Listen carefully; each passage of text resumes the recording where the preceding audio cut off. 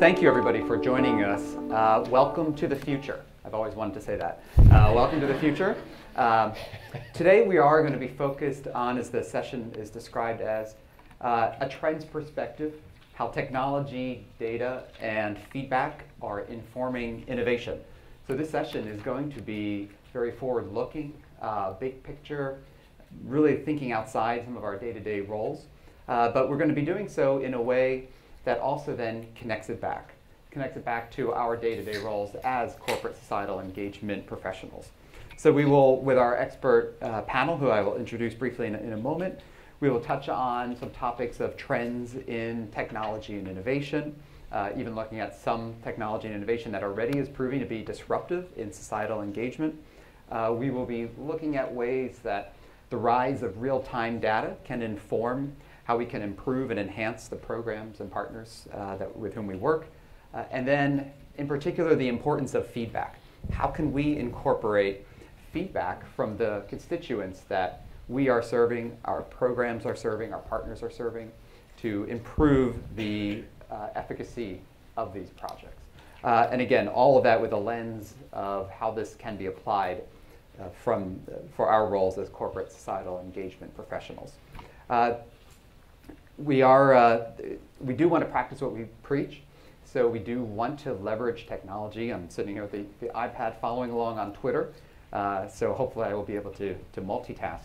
But if you see, what we have purposely done is put our Twitter handles for each of the speakers and the moderator. In case I moderate in some brilliant way, feel free to tweet away about that as well. But I will be trying to follow along as well, so if you have observations or feedback or questions, I will try to incorporate that as we go along as well. So if you are on Twitter, you may want to go ahead and start following any number of us to make it easier as you're tweeting, but do encourage that we do that as well. In spite of what we just heard about mindfulness, we can be mindful and we can be tweeting and listening at the same time.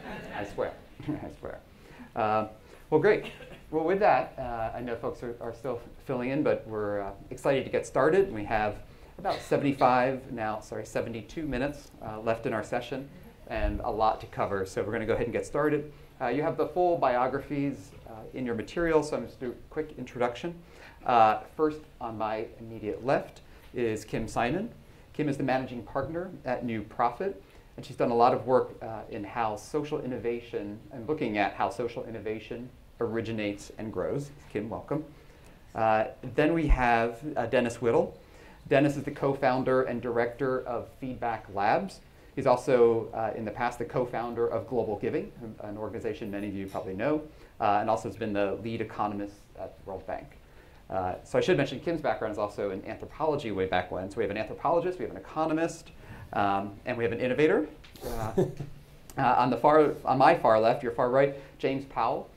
He's the U Report Global Strategist and Coordinator at the Global Innovation Center with UNICEF, and also brings 15 years of global digital media and communications. So I expect you to be tweeting while we're talking as well.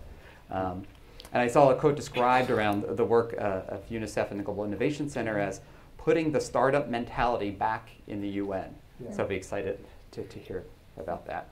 So to kick us off, and this will be very interactive, so not only following along on Twitter and any questions you may have, we'll have a couple moments where you'll be able to engage with your neighbors, broken up, and then lots of time for some Q&A as well. But I wanted to start with just maybe in 2 minutes for each of you, give a sense of how you and your organization approaches this concept of innovation, and in particular, if there's one area of technology and innovation that you're most interested in at the moment. Kim? Well, first, thank you, and thanks to all of you for having me here. It's really a pleasure to be in a room full of people that I don't know at all, except maybe Carol. And so thank you. I am a managing partner at New Profit, Inc. We are a venture philanthropy fund. We were started really as a response to the question that Dr. Cole asked earlier when she said, when I see interventions with my own eyes that work, I ask, why aren't they everywhere? Why aren't they in every school? And we were asking ourselves that about 17 years ago and thinking about the fact that we have remarkable innovations addressing all kinds of social problems all over the country, and yet somehow we just haven't figured out how to scale them. So that was what led us to create New Profit. We are a nonprofit and a grantor at the same time. And we're interested in a couple of kinds of innovation. One, we think about innovation as fundamentally efforts to make things work better. So novelty is not necessarily the name of the game, and in fact, so much of what we see are innovations that put things together that already existed, but in ways that work better. So a great program model for education, but with a much better distribution platform, or an amazing way of thinking about financing something in a corporate context that's worked only in a small scale before. Those are the kinds of things that we look at. When I think about technology and innovation, and really to me it gets back to the way we use data as a sector, I think about us having moved from using data to create proof to improvement and now to empowerment. And so when I think about the kinds of things that are most interesting to us now, it's really about the ways that we're seeing social sector organizations use data and technology to empower their constituents, the people who were thought of as clients or beneficiaries, but who they're now very much putting in charge of their own change. And we can talk more about that later. Great, thank you. Dennis? Nice to be here, and nice to be here with a legendary organization in the social sector. Seriously, what you all were created in the, what, 90s? We started about 17 years ago. About 17 years ago. And you really were an innovation at that time in the sector, so it's a pleasure to be here with you. I was at a conference the other day, and it was an unconference, which I thought was the stupidest thing I had ever heard. Anybody ever been to an unconference? So we go in, and they said there's different rules at this thing, that anybody can go into any room that they want to, talk about whatever they want to, and if they don't like it, they can just leave in the middle of a session. And I thought this was a terrible idea, because I had prepared a speech, and I was hoping people were going to sit there and listen to my wisdom. But instead, I went into this room, and there was just a bunch of people milling around, and I started talking, and a bunch of them kind of shrugged their shoulders and just walked out. And I was really upset. And then someone said to me, you know, why should people listen to things that they're not interested in, that don't address what they want to hear about? And I realized that I was being quite the hypocrite, because that's what I've been trying to do for the last 15 years or so myself. The first part of my career was at the World Bank, and we used to roll into villages, and people would say, "What are you doing with the bulldozers here?" And we would say, "Oh, we're here to build schools." And there would be silence, and they would say something like, well, the truth is we already have some schools. What we really need is a health clinic. And I even said to someone once, trust me, we've done the analysis. What you need are schools, and we're building schools. And I went back to see the people in that village a few years later, and I asked them how the school was doing, and they said, well, they didn't say anything. And I had to do a lot of anthropology to find out that the school roof was leaking and the teacher never showed up. And so Feedback Labs is about how you can change philanthropy and aid from being a top-down, expert-driven endeavor to an endeavor that asks just 3 questions. What do people want to make their lives better? In other words, what does the crowd want to hear about? Are we giving it to them? Are we talking about it? And if not, what should we do differently? 3 very simple questions. What do people want to make their lives better? Not what do we think they should get to make their lives better. Do they think they're getting it from us? Not do we think we are giving it to them? And if not, what should we do differently? So Feedback Labs is a network of currently 18 organizations that are trying to help foundations and aid agencies answer those 3 questions. So. Okay. Thanks, and thank you, Doug, for having us here today. Hi everyone, my name's James. So I work for the Global Innovation Centre at UNICEF, which just launched last week. Woohoo. But that doesn't mean that UNICEF has only been doing innovation for a week. We actually pride ourselves on being an innovative organisation.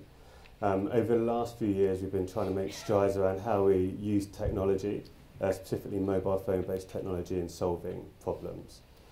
But I want to go back to something Doug mentioned about like this startup mentality before I talk about that, because I think it's really important.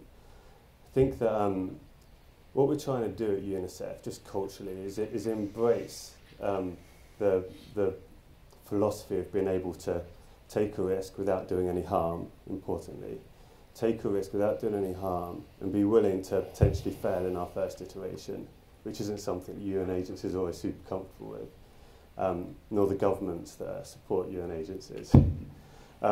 So the Innovation Centre and our Innovation Fund enables us to do that, and it's a public and private sector collaboration that helps us to take those risks. But I think that the most important piece of the way we approach innovation is that it starts at the ground up. All of the good innovative ideas and mobile technologies that we use have really started at a country level when it isn't a top-down approach, as my friend said. So what we do is we try to identify which of those programs can potentially work, we invest in them, we try to scale them, and if they fail, that's okay, and we keep iterating until we get it right.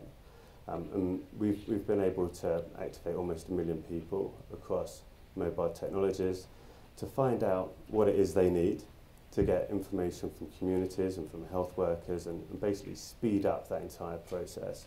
So how do we connect people? How do we get information from them? How do we make it all much faster than it has been before? And then how do we respond to it? Some of the big questions that we ask ourselves. Thanks. And James, you teed up the talking about mobile. And I'd be interested in the panel's thoughts on mobile as it's often been called the game changer, whether it's mobile as the platform, information services running on mobile, the pervasiveness of the handset, and the speed of which the adoption has really reached even to the most rural villages around the world. Is mobile a place that each of you are focused, or the people that you support and help enable? Is this really is already a game-changing platform for social impact? I'll just answer that. The mobile is radically changed voice, but I'll say voice in the world. Billions of people who formerly did not have voice, in other words, the ability to tell UNICEF or Global Giving or New Profit what they thought of things or what they wanted, they now have voice. I have to emphasize, it's not about smartphones and iPhones, it's about voice and text. Very low tech, handheld communications. So, and nobody's doing more of it than UNICEF. So I'll take that without any pressure whatsoever. So, I mean, yeah, you're exactly right. It's really about, look, social media in the West, you know, you connect, you express yourself, you want to be talking to other people. It's exactly the same, but with a basic phone. And when you start doing that at scale, you start getting a lot of data you can really use. So, for example, you know, whenever I go to a country office and we start talking about how we can activate a mobile-based program, the first thing people always says, well, do people have phones? You know, and you know, there's a lot of research out there, and it always surprises people when I tell them, if you look at the poorest 20% in sub-Saharan Africa, over half have access to a phone. So if you look at, I've got this great map, if I was doing a PowerPoint, I'd show you. It shows you that access to electricity versus a mobile phone signal overlaid on one another, and the phone signal is way out there, even more than electricity, where to the point where charging a phone has become a business in itself. So it's pervasive. The penetration levels are really high. In Mauritania, it's in the 90s, which normally surprises a lot of people. If you look at South Africa, you can even start seeing the trends of the future about to happen.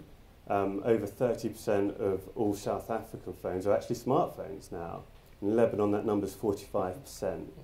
So what we try to do at UNICEF is, a few years ago we were thinking, mobile is obviously going to explode. Landlines, is a whole point of innovation that's been leapt across in some of the places we work. It's never been above 2% in sub-Saharan Africa, and it's been that way for years. But with mobile, you could see those trends about to take place, so we're trying to put infrastructure in place to take advantage of that. So now people are connected. How do you then harness that information? And that's where investment in technology comes. So we're working with the private sector comes as well. So we invested in a platform, we call it Rapid Pro. All of our mobile products sit on top of that. We brought in our own developers to help build that platform. It essentially sends mass messages, receives them and analyzes data in real time. And then we published it as open source so anybody can use it. And Kim, how in your world in the social innovators, with whom you work, heavy emphasis on mobile? So interesting, because there's such a developed infrastructure in the US, there's a lot of non-mobile technology at the center of innovations we work with. But when it comes to engaging constituents, mobile is definitely the name of the game. And low-income Americans often don't have access to the internet on a desktop or in their workplace, but almost everyone has a smartphone. So it's the same story. And then a lot of you have talked about mobile as that platform. I give them a little bit of a plug. The GSMA has the Mobile for Development work that they've done. They've done a series of initiatives where mobile is at the center, but looking at value-added services that can really come about. They have a mobile agriculture program. They have mobile connected women program. They have mobile for the unbanked. That's one of Visa's focus areas. Where are you seeing some of the innovative work in this particular topic area of how mobile is making a difference? Maybe you can bring it to life with an example. Yeah, go ahead. No, yeah, sure. I'll give it a shot. Actually, I'll use an example from where we worked with your friends at the bank. So we're seeing, there's different stakeholders when it comes to mobile, but let's talk about citizens for a moment. You know, you can, once you connect people with and provide this voice, right? It's basically a conduit of voice is what you're providing. Once you open that up, the demand is there. Like people join, they'll register, they'll participate. That bit's not the problem. What you need to be able to then do is work out how to engage, keep people interested, and provide results at the end of the day. Like just having the system itself isn't a solution. One of the examples we did with the bank, actually, the World Bank, which is in Uganda, was there was a situation where there was a crop disease called banana bacterial wilt that was sweeping across the nation. And it had a very easy fix, but not a lot of people knew what the fix was. And it was simply that you just have to cut the disease out of the root and discard that plant, but it spread fast. So what we did was we already had about 50,000 people in our program at the time, all registered. We asked them who were farmers, they identified themselves. Once we knew who we were talking to, we gave them information from the bank on how to combat this disease, and helped spread what really falls into the category of like valuable information, you know, which is a primary purpose of mobile, providing in one way valuable information out. Second way is getting that valuable information back. Is this information any use? Is that school being built, right? Yes or no? And understanding this in real time helps us improve accountability of our own programs at UNICEF, but also our partners' programs and other people that we work with. And it's all based on like this crowdsourced approach of putting the power in people's hands through their phone and putting them in a situation where we're talking about community-led development. Based on your input and your feedback, we can then respond and hopefully improve the circumstances with which you live. Quick audience poll question. How many people are supporting programs, either you're doing them yourselves or partners that you're funding, involving mobile technology in some way as part of the solution delivery? Yeah. A fair amount, probably 75-ish%. Scientifically accurate, 75%. I counted, did the math. Other examples that you're seeing in the specific uses of mobile? Yeah, there's so many interesting ones that are coming down, but I want to emphasize one thing, just following up on what James said, that in the past, at least in my world, which is international development, communications has been one way. It's been radio, television, speeches, or sometimes workers would go to people's houses and give them things. The difference here is it's two-way. Mm-hmm. It's gone from being communications, meaning outbound, to two-way conversation. And I can't emphasize how radically this, I believe, is changing everything. Everything. In commercial business, you put a product into the market And you very rapidly hear back from people whether they like it or not, because if they do, they buy it, and if they don't buy it. And so you have sales figures. In aid and philanthropy, you don't have sales figures until now. And I think that this mobile technology is enabling customers to say whether they like something or not. One quick example that takes my breath away still is that Feedback Labs members have done is we tried to see whether it were possible in the poorest countries in the world to use mobile technology to find out what people care about in their daily lives. And so we got a Ghanaian company, this company's out of Ghana, to do voice surveys of people in Zambia, Zimbabwe, Haiti, and Afghanistan. These are among the poorest countries in the world. And because of the pervasiveness of the handheld, we were able to get results that were representative of the entire population to a plus or minus very similar to a Gallup poll. And because of the technology, we could do it 100 times cheaper, maybe 1,000 times cheaper, but at least 100 times cheaper, and get the results back 10 times faster. So I come out of a world where we used to do these long, laborious surveys, and you analyze them, and by the time you get finished analyzing them, the people you're trying to help have already moved on or died or whatever. This is allowing you to do it very rapidly, getting the results back instantly, not quite instantly, but almost instantly, and then spend your effort sitting around talking about, oh God, that's what they think of what we're doing. What should we do differently based on that?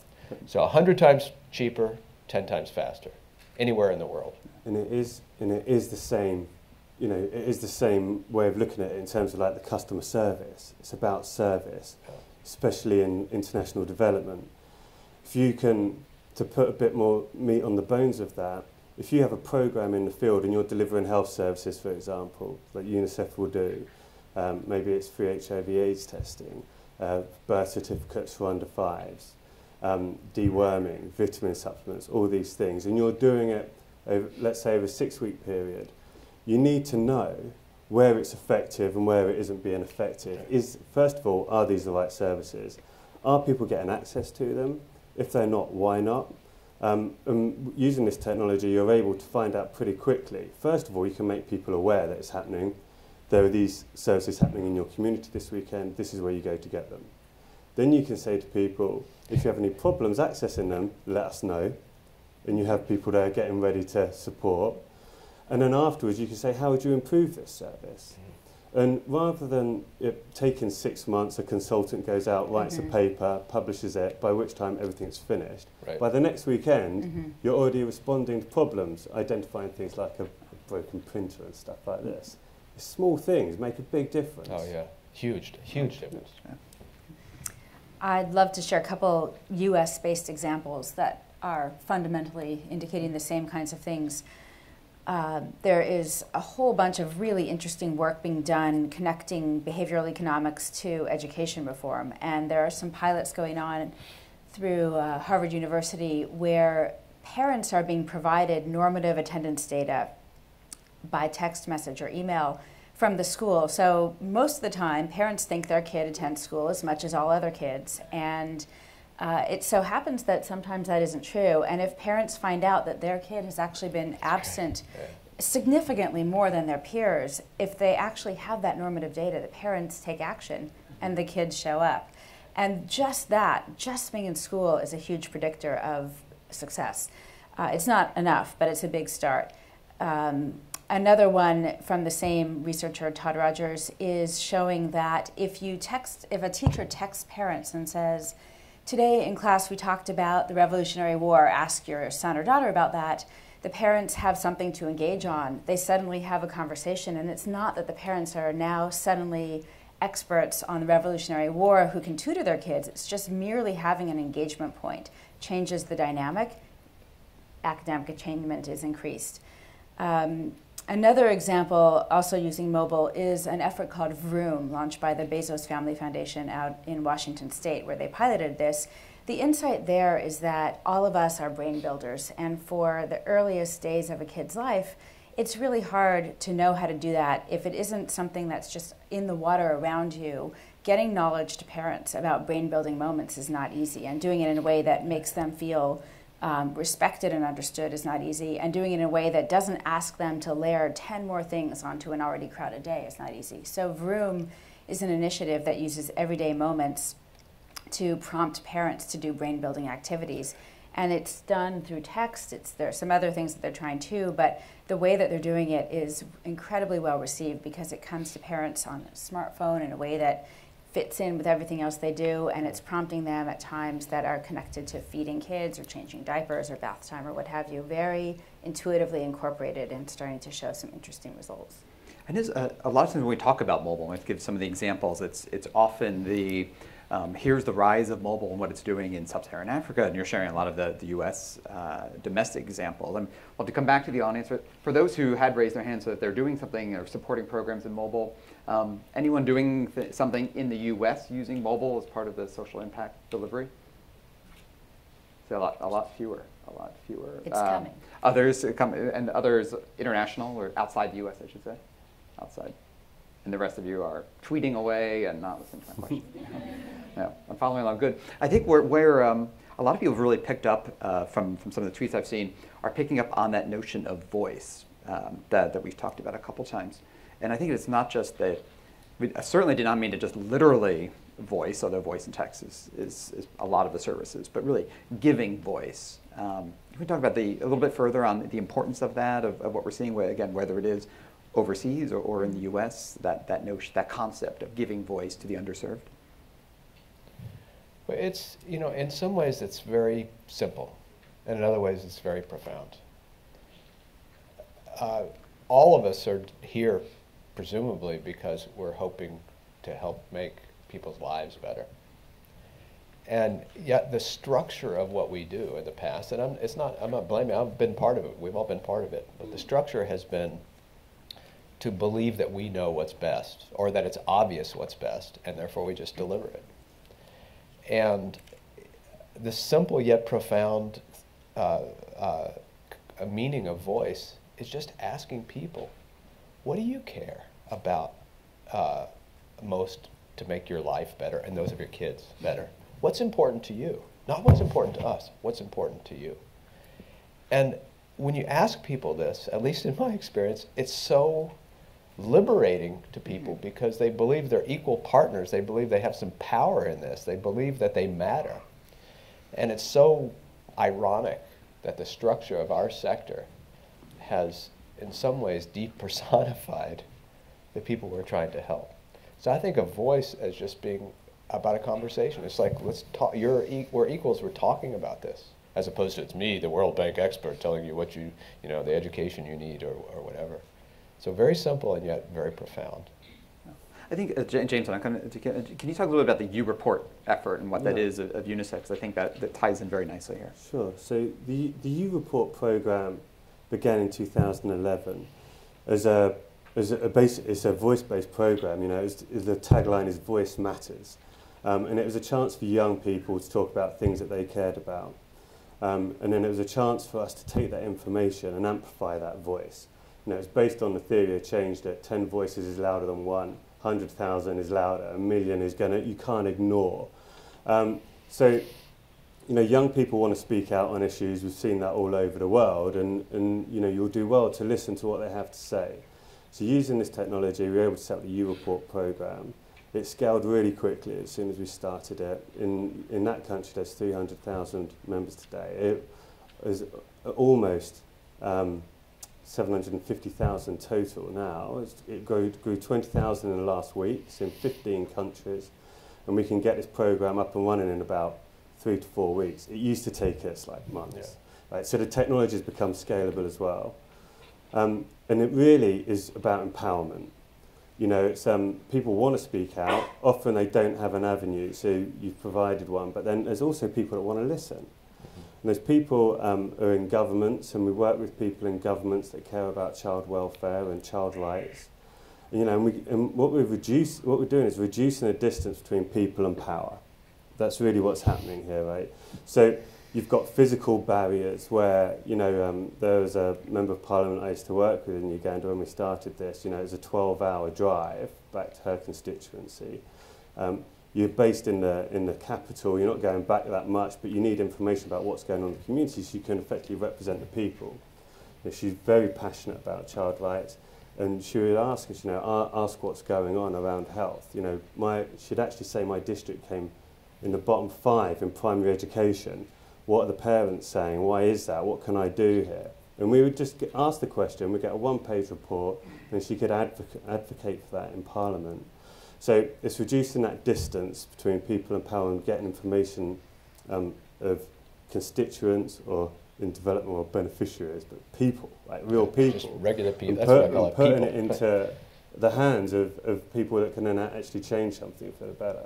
So what UNICEF does is we really provide that middle ground, and then it's really up for the people in power to listen and the young people to speak out. Yeah, I love that notion of that, reducing the distance between voice and power. So that ties back to the concept of speaking truth to power. And here now you have a platform to do exactly that for people who never have had that platform before.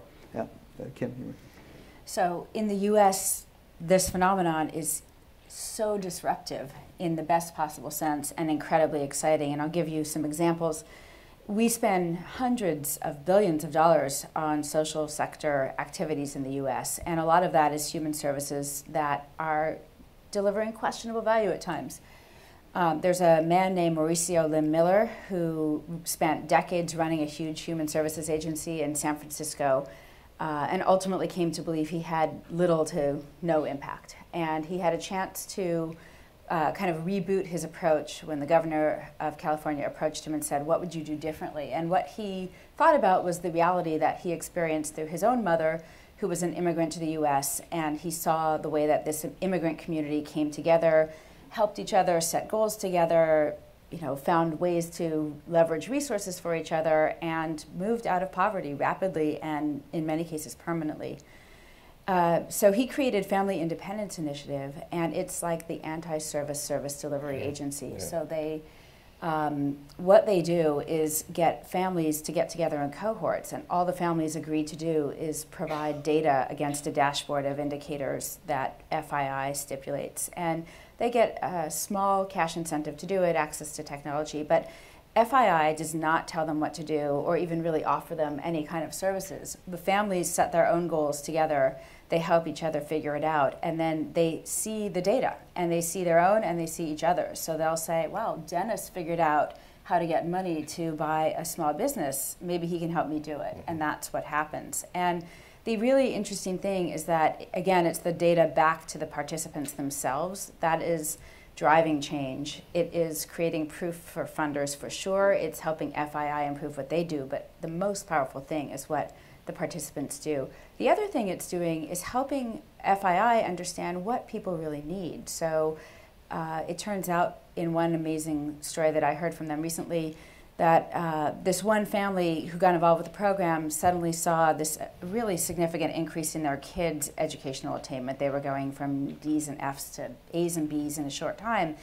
And the staff wondered what it was underneath that. It wasn't, as it turned out, tutoring or an extra focus on education. It was that the mom got access to a low-interest car loan. And that meant that all the kids could get to school all the time. And that when one kid who had asthma had to go to the hospital, the other kids could still get to school. And so they were there and they were learning. And that was what made the difference. But that's not a very conventional way of understanding how to help or which way we need to look to figure out what people need.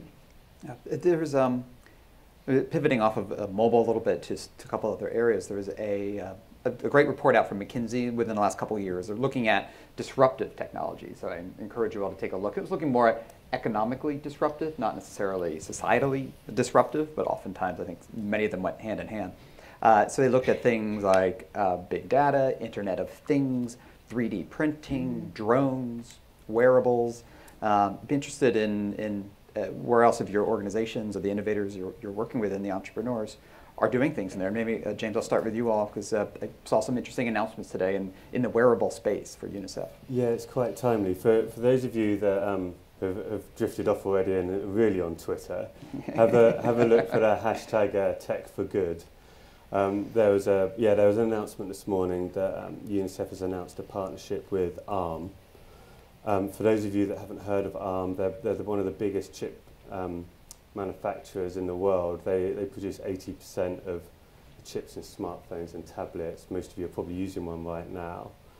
And we're working with them to identify opportunities for wearable technologies and how we can apply that to good. So how we can take things that have been traditionally used for fitness but apply them to nutrition and apply them to babies' health by using them for monitoring. So we've set up a challenge. You can sign up for it if you want to be part of it, with a company called Frog, who are a design team, to design the next wearables, but that can be used for good. The people that we're in are going to get a small amount of money, and we're going to test those programs and try and scale it. So it's really the beginning of a partnership to take, private sector, which is just changing the face of how we approach international development. Okay. Our steering committee for the Innovation Centre has private sector people on it, and they actually help us, navigate how we're even going to approach the next 5 years. But the point is that it helps us try to invent opportunities from the ground up. It's like I said about the high risk things, and see if we can apply that and then scale it. So it's about mobilising a lot of people, bringing in the right partners and technology, and then trying to get lots of participation to see if we can uncover some really useful applications of that. I think one example I'm sure whose program it was that I was reading up on a bit on wearables is being able to have a medical device stored that babies would actually be wearing that had their vaccination records and actually was even doing real-time reporting out of it in order to get data on what the vaccinations are like and how their health records in some very rural areas. And even detecting pneumonia, right, which is a huge killer of children under 5. Through the beating and the respiratory, by putting a wearable device on that can help pick up on these signals. I mean, that's really where we're going with this. The reality is, right, while we talk about all the innovation and everything, is that 17,000 children die every day of things that are preventable if we can just detect them in time. So part of it is the information. Again, it's getting back to how do we get the information, how do we get it quickly so we can respond to it, and that's where this kind of thing comes in. And I want to just elaborate on that by saying by talking about what Kim said, is that we think that this information is going to go up to the top somewhere, which is going to tell people what to do. And in some cases, you have some of that in public health. But even in the Ebola crisis, the most important communications that were taking place were laterally, between villages trying to figure out what was working, what wasn't, what taboos needed to be addressed, and et cetera. And the Family Independence Initiative that you all support, New Profit supports them, and others like Lyft and others that are doing this in inner city United States, are finding great power in what Global Giving is calling information is power. So it's providing information to people in groups and letting them talk about how to make sense of that information themselves. It's not the doctor, always the doctor telling people what to do. It's the community talking amongst themselves about whether they need a low-interest car loan or whether the way to deal with pneumonia is through, better covers or better ventilation or something like that, in addition to the medicines they might need. So a lot of the promise of the data that's coming out of wearables and of tech is in this conversation within the communities themselves. It's a completely different mindset. So it's disruptive in 3 different ways, I think. And one is disruptive in the relationship between foundations and aid agencies and communities. It's actually disruptive within aid agencies. I mean, you see this type of innovation because it's not the old guys coming up with this stuff at UNICEF, I bet. It's more the younger guys. It's a mix. It's a mix. But it really is disruptive, right? Because once you can get that information, you need to be taking that into account into all your programming. Right.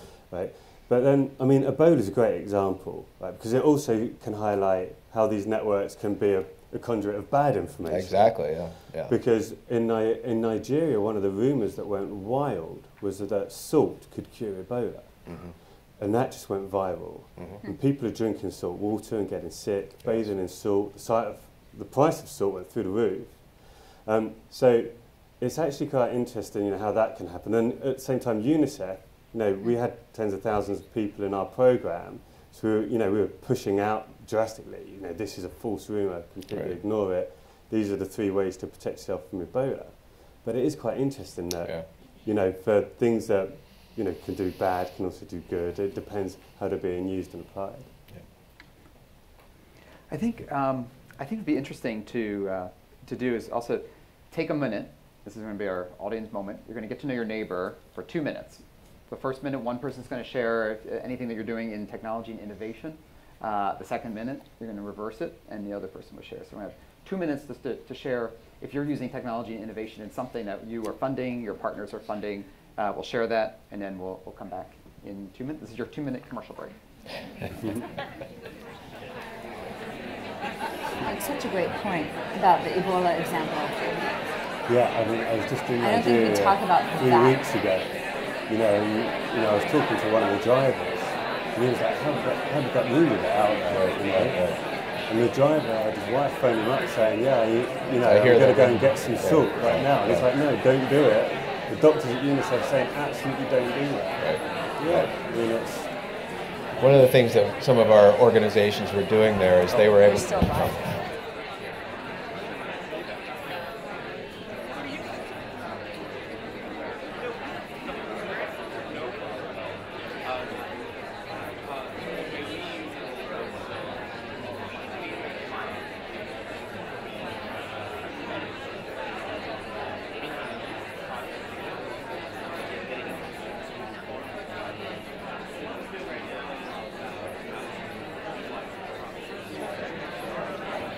Yeah, good to see you. Yeah.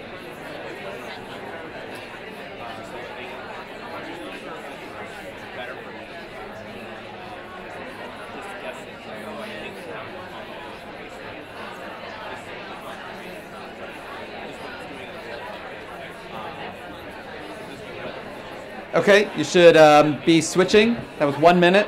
Now the other person should be talking.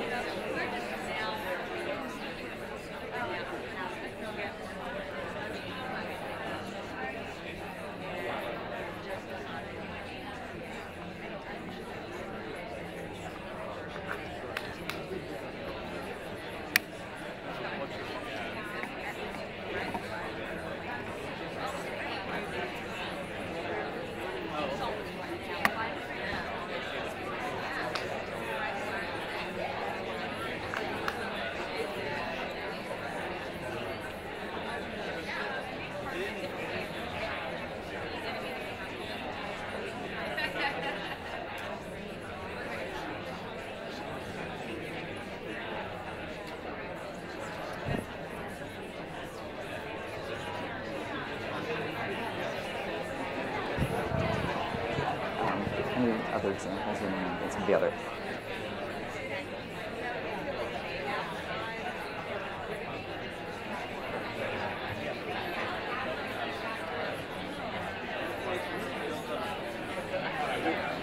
Okay. We're going to, the danger of this is always not getting your audience back with you ever again.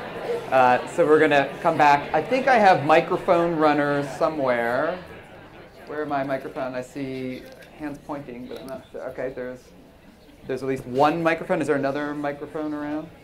We'd love to hear a couple quick examples of something that you learned from your neighbor that you think is innovative. Or you can share your own if you want, or pretend it was what your neighbor said, but really talk about yourself. So let's get just a couple quick examples of something innovative that was just shared that you're hearing. Do I have I got a microphone there? I got one there. I'm going to call. I know a number of you, so I'm going to call on you if I don't get some volunteers here. I got a good in the back. Hi, I'm Michael Haberman from JP Morgan Chase. How are you? So we're doing a lot using technology around financial capability. We just launched something called the Financial Solutions Lab, which, as I was explaining to my new friend Jennifer, although low-income people ideally need more money, you also find that they can use help better managing the resources that they have.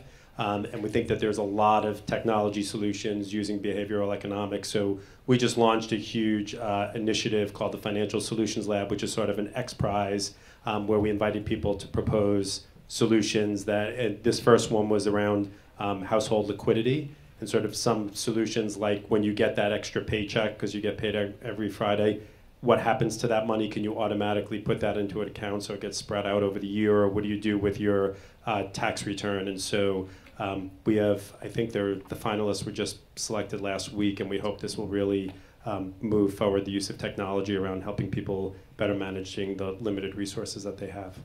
Great. Thank you for sharing. Great seeing. I thought I saw another hand in this vicinity. Okay, how about over here? I see one way in the back. Hello, my name is Jessica Thorpe and I am with Verizon. I guess this will be my moment of a shameless plug and talking about an innovative way that we are using technology. So one of our main philanthropic focuses is domestic violence prevention and awareness, and we are using mobile technology in, I think, a very innovative way. We collect old phones, batteries, chargers, accessories, and we turn them into funding for domestic violence organizations nationwide. And we also donate phones to shelters for use by victims and survivors, complete with service and data. So although we're not implementing innovative technological solutions in that perspective, we are finding innovative ways to kind of turn old devices into support for domestic violence. So if you have an old phone, please feel free to take it to a Verizon Wireless store and donate to the Hopeline program. Thank you. Thank you. That's good, and thank you for sharing that. It's such an important focus and program to do. One more example, and then we'll come back to my panel. We got one. Hi, Doug. Diane Melly. I'll report on my colleague, Christina Kloberdans from IBM. I also happen to be from IBM. But I think I really appreciate the comments of the panel here.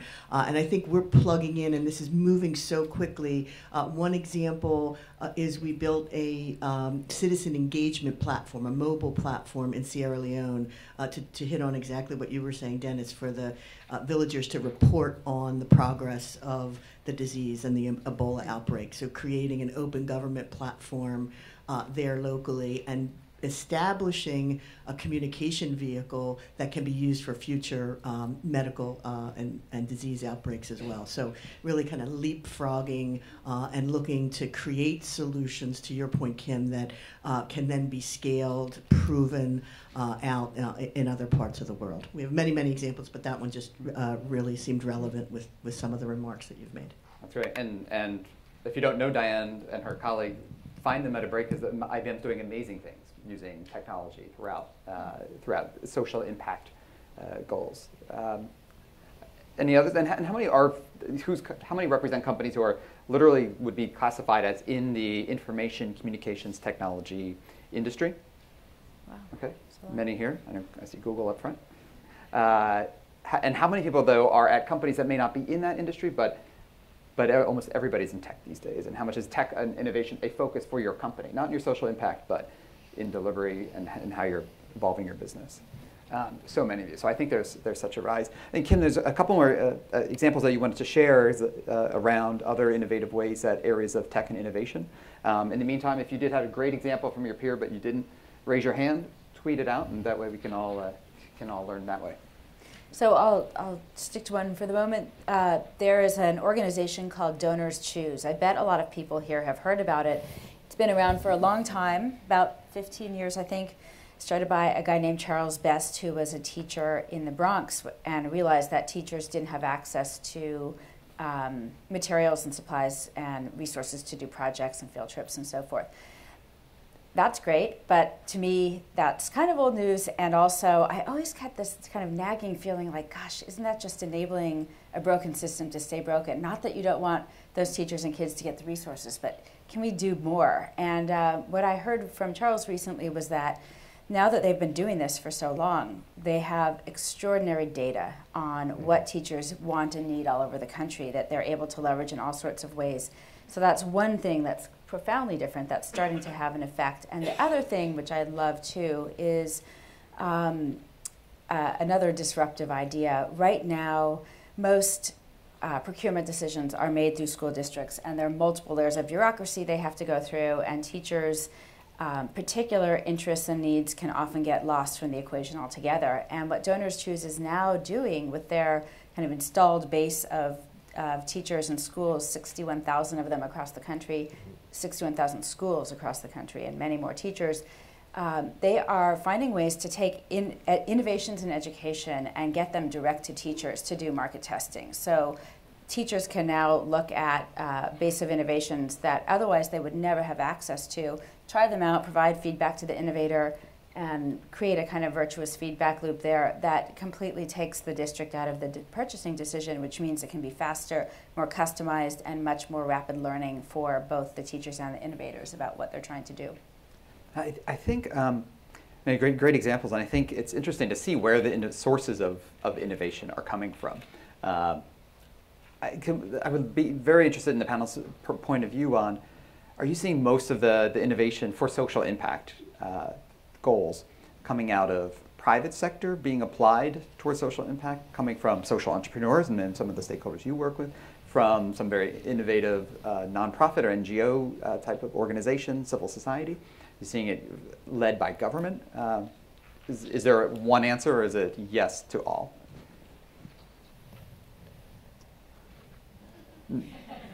I stumped the panel. I'll take it, even though I don't know how to answer it. I think that the easy answer is it is a bit of everybody. I think the tough bit is just understanding what's going on in the ecosystem. Right? No one has a divine right on innovation. I work for something called the Global Innovation Centre. That doesn't mean that I'm one of the only people in UNICEF doing innovative work. In fact, it's happening everywhere. So I think what we're seeing is that it can come from any country office. We've mapped over 300 different projects that we would define as innovative, which means to us, basically, someone doing something new or different that creates some kind of concrete positive value. So it's being able to identify them in the first place and then being able to put the resources behind it to scale, which is your next challenge. One thing what you made me think of is the cost of innovation has plummeted. The capital cost of innovation has plummeted. And there's a premium now on innovation just coming through thinking differently. So I was talking with someone earlier about when SurveyMonkey came into being. It used to be that you had to spend how much money getting commissioning surveys and all this stuff, and SurveyMonkey came on the scene and suddenly it was free. And so, but there was a lag before people started using it. And I think we're in the same space now in this kind of sector and in the topic we're talking about. Almost anybody inside a company or an organization or a government can innovate by just asking questions differently and say, in this case, hey, why don't we ask and see what people themselves, regular people, really want from us? The cost of doing that is now very, very low. So I think innovation is now possible to come, from anywhere within any sector, I guess I would say. And one thing I would just say is, I was at this conference 10 years ago, and it was a different situation by far. It's, there was a huge divide at that time between social organizations and for-profit companies. And a few of us were able to penetrate the membrane between them, and now I'm seeing much more collaboration across the sectors, including with the UN. Kim, where are you saying the innovation originate? I'd say everywhere, and that includes within philanthropy, inside government, certainly inside communities and organizations. And if anything, I continue to believe that figuring out how to let it scale is one of our biggest challenges, and that's where funders can be a force for good or a force for evil. And I think we have a lot of work to do, and we ask ourselves all the time, how is our behavior as a funder that's really oriented around performance and data creating a context for organizations to perform and innovate, or are we actually driving them in a direction that squelches innovation or causes them to need to conceal failure and certainly not to learn from it? So I think that's maybe that's a different panel, but it's a really big conversation for us. No, it's going to be this panel because it's exactly a question. You must have looked at index card number 12 here. I have this many more to go, so we're going to be here a while. One thing, Kim, one thing I want to pick up on there is that it's also increasingly collaborative innovation. Yes. And you mentioned Charles Best. Charles started Donor Shoes the same exact time as we started Global Giving 15 years ago. And over the years, there's been so many things that we've done together, pushing each other, helping each other. And in my current startup, Feedback Labs, that's been funded by 8 foundations working together, not co-funding together, not just co-funding, but actually working together and trying to figure out some of the things you're talking about. So Hewlett and Ford and Packard and JPB and Rita Allen Foundation and Kellogg and on, LiquidNet, they're all getting together as funders and not just putting money in the pot, but struggling with some of the things you're talking about. And it's really interesting because there's only a few cases where people will be able to do it alone. In more cases, it'll be Maurice Lynn Miller working with Lyft, working with funders, et cetera. So, yeah, please. I'd just briefly like to respond to that. That is great and exciting, and I would say that that is true now in a completely cross-sector way as well. mm-hmm. So, I mean, for New Profit, it's also true. When we started, we raised money from high net worth individuals. We funded social entrepreneurs. We helped them grow their organizations, oftentimes do policy work as well. What's changed for us is that now we're trying to build communities of collaborators, right. and they're cross-sector, cross-silo, cross everything. No one has the answer or the power. It's the future, I think. Yeah. I want to come back to this, and I do want to come back to that topic, but scale. You talked about scale. We've talked about, we at Visa have often talked about a call for everyone to now shift to a maniacal focus on scale. Mm-hmm. That we've made significant, all of us in this room and outside this room, have made significant progress on the Millennium Development Goals, heading toward the Sustainable Development Goals, mm-hmm. and yet there are still hundreds of millions, billions of individuals who are living in poverty, and in various other issues that are still prevalent. Is it time to take innovations that we've seen working in pilots that we have going on and all just make big bets into certain ones to get to scale? Do we need to continue to look for smaller innovations and pilot? How do we all look at that topic of how do we reach scale? So, in the U.S., about 100 nonprofits start every single day. The vast majority have budgets of $1 million or less annually. We need more innovation. We need new ideas. We will never not need it, but I truly believe that scale is the bigger problem for us, and it would be great to have more people focusing on that in smart ways, not necessarily just about directly growing organizations. There's lots of other levers, but that is a bigger gap for sure. Yeah, I mean, this is the big issue for everybody, and there's something in the structure of the sector that has impeded scale in the past, and we could have a whole session on that. But I'm increasingly convinced that scale is all about the spreading of ideas. It's not about the growing of individual organization. I mean, just what you talked about, how Maurice Miller does his stuff, infecting others with the idea of doing that is the way to get to scale, not by making poor Maurice grow into 50 other states. So scale comes from the adoption of practices and ideas widely. It doesn't have to come through growth of individual initiatives or products. That's a slight difference between the social sector and the commercial sector, I think. I think for us that, scalability or the potential of scale is something that's fundamentally important for us to look for in everything we do. We've got massive problems that we're dealing with. We've had more disasters this year than any other year recently. And when we go into countries with solutions, they need to be solutions at scale because a lot of people are being impacted. So solutions have to scale. What we're finding is that there are some core criteria that go around to the success or failure of that, especially if you're going back to technology. The underpinning platform for mobile phones, it needs to be transferable. You need to be able to adapt a program for a country context, but the technology itself needs to be transferable.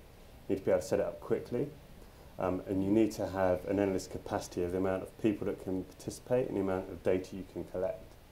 So those are some of the core components. Another core component is partnerships around it. You can't scale without partnerships. You just can't do it. You can't just do all this independently on your own. So who are those partners?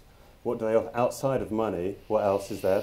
We've done some interesting work with our friends at IBM at the back there, so tip my cap to them, on understanding the scale around data, just managing the data itself. And then how do governments and systems that are trying to strengthen use it? There has to be an application and a desire and a will to use it. A demand, basically equivalent of a market demand. And what is it, and the mic runners, we're going to go to Q&A after I ask this question. And what can this room of corporate societal engagement folks do to either do differently, or either do more of because it's good and it's working, or stop doing because it's actually impeding our ability to scale some of these innovative solutions?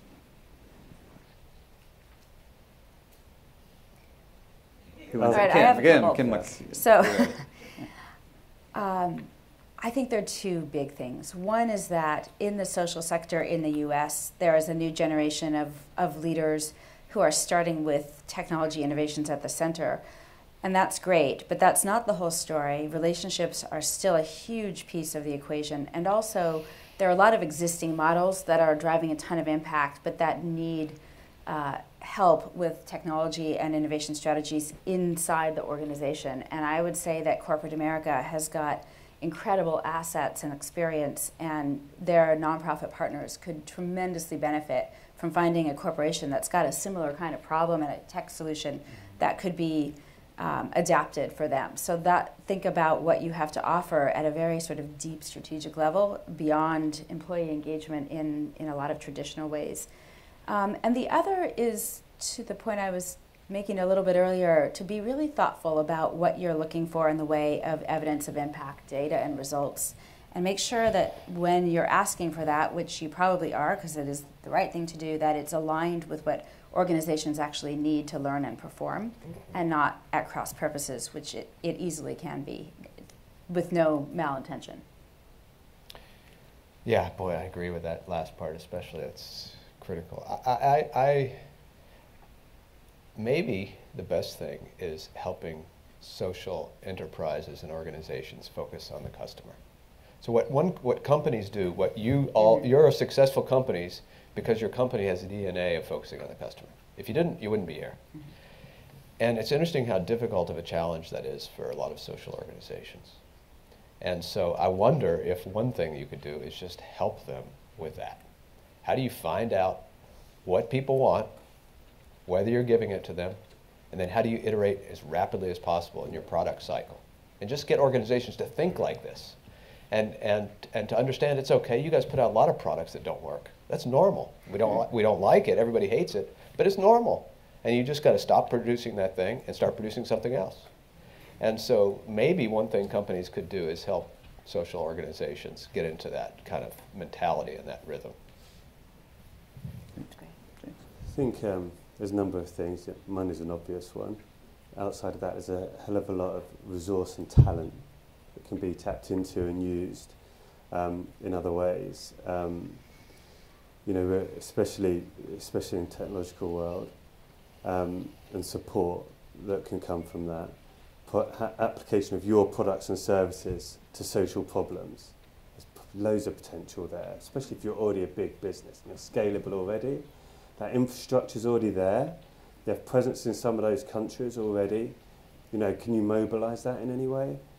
So I think that, you know, there are some things there, but I think philosophically is that when you try and pigeonhole an innovative project into a standard kind of, you know, project planning procedure, you can't put a square peg in a round hole. Iteration, small failures which you turn into successes need to be allowed to happen. Mm-hmm. There need to be contingencies for that. And I think that needs to be acceptable and okay for everybody, you know, and that's how you get to the perfect iPhone. Right. Yeah. I mean, I think being West Coast based, our company, and being in San Francisco, Silicon Valley area, and one thing that I've seen is a lot of companies who are approaching this whole areas, we're not going to do a lot of check writing to nonprofit groups. If we're going to look at the technology, the platform, the products, the expertise that we have, and see how we can bring that to societal challenges. That's a shift that's going on across this whole sector. I think it's something certainly on the rise. Look at to go back to that press release earlier, the ARM partnership is around their technology and how we can take something that exists in most people's phones in this room and try and apply that in a technology for good context. That's basically what it is. It's not really about the money. Right. No. Yeah. And let me follow on that. So in 2000, two of us left the World Bank to create Global Giving, which was the first crowdfunding, crowdsourcing online thing, global platform. And a lot of people thought we were just kind of crazy. And we happened to meet Visa and talk to the board of directors at Visa. And Visa, at the board of directors level, told us this is the type of disruptive thing that Visa is proud that it did in its past. And you guys have got to go for it. We don't know whether it's going to work or not, but you guys have got to go for it. And they did provide some money, a couple $100,000, but equally important, they provided the validation to us and some insights and advice about how the Visa platform had been developed. And I am not kidding you that that's one reason why global giving is in 162 countries today with financial back office systems that are incredible. It all dates back to a little bit of that encouragement. The money also mattered. I have to say the money definitely mattered, but the encouragement and the insights were equally important. Full disclosure, I did not know that until just a moment ago. I did not plant that. Or, I don't think you were there yet. I was not there. We were before we were even public. Okay, questions? I know you've been sitting very patiently, and there's one way in the far back. I see a hand up. So an interesting trend I think that's emerging, at least in U.S. philanthropy, is this interesting paradox between a demand for more robust measurement or impact data from a funding perspective, yet maybe the wrong kind of data. So I think you all have alluded to this. I think, Kim, you very well so but this is a question for everyone. In terms of how U.S. funders get our boards and other people comfortable with entrepreneurial kind of risk, what are some things that we can bring to the table? Because I think at the PwC Foundation, we've done some preliminary investing in social entrepreneurship ecosystems, but I think we'd really like to go to the next place, which is probably some more direct investing. But this idea of failing fast, interestingly, in contemporary philanthropy in the U.S. is not mainstream. And I think you've all alluded to that, but I'd love for the entire panel to address that a little bit in terms of tools that we can take to some really risk-averse leadership. Thank you. That's great. And PwC, is that what I heard? Yes. Yeah, great. Thanks. Okay. Any thoughts? Yeah, I'll take a crack at that one. Okay, so PwC will be used to like the concept of risk and risk around investment, and it's the same thing. It's about how do you change a culture within an organisation to be less risk averse. And I think that one of the ways to do that we found successfully with Disney last year was by being able to identify small pockets of money, as opposed to putting it all on black and betting the farm on one project and hopefully that's going to work because it's gone through like this amazing amount of rigour. Can you break down those investments for seed funding, for almost a startup mentality from these big organisations, and try and identify small projects, but you're diversifying your risk because you're investing in a few of them rather than just putting it all on black, and then you've got a chance of success. And then I think the last point is defining success. Change.org, who I met with recently, I've got a great definition of success. If you go on their website, it talks about all the victories that they've got from their petitions.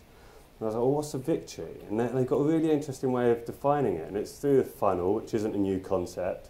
You normally think of it in purchasing. But in a victory funnel, they have, okay, so we're going to get this many people involved. We're going to get this many people in power who say they're going to listen.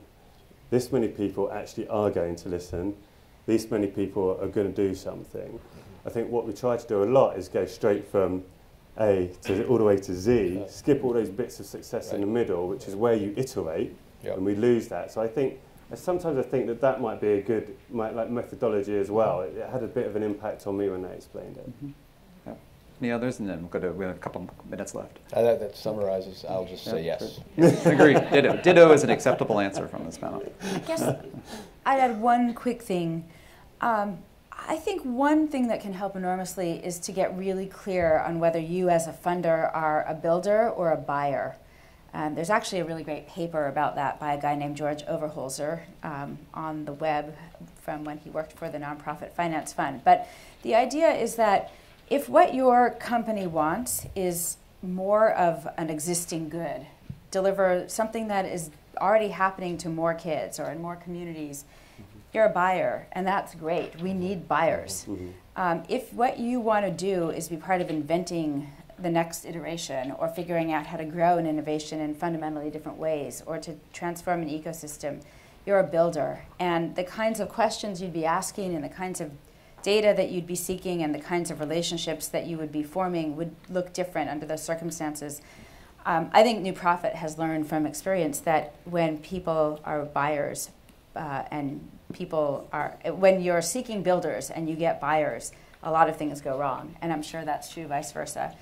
And then the second point is really about relationships. And I know that if you're a large grant maker with a lot of grantees, it's really hard to have direct and personal relationships with everyone. But to the extent that you can make those relationships real, even in a sort of iterative way, one grantee here, one grantee there, make them real, learn what they're learning, ask them what they're learning, go visit their work in action if you can. I think that that really transforms the dynamic, and you can then create a context of trust where conversations about performance and even failure are possible in a way that otherwise can be quite difficult. Great.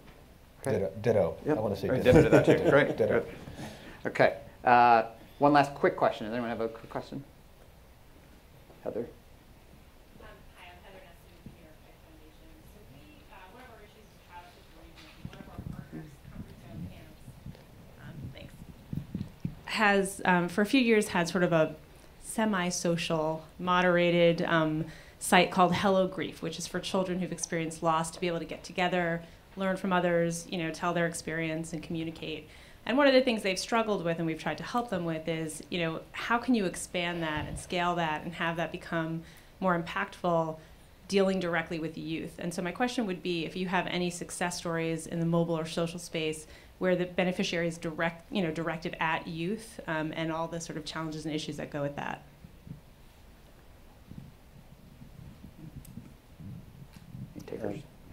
I'll take a quick crack at it. So the U-Report program is primarily directed at youth, and getting people to sign up to it's not a problem.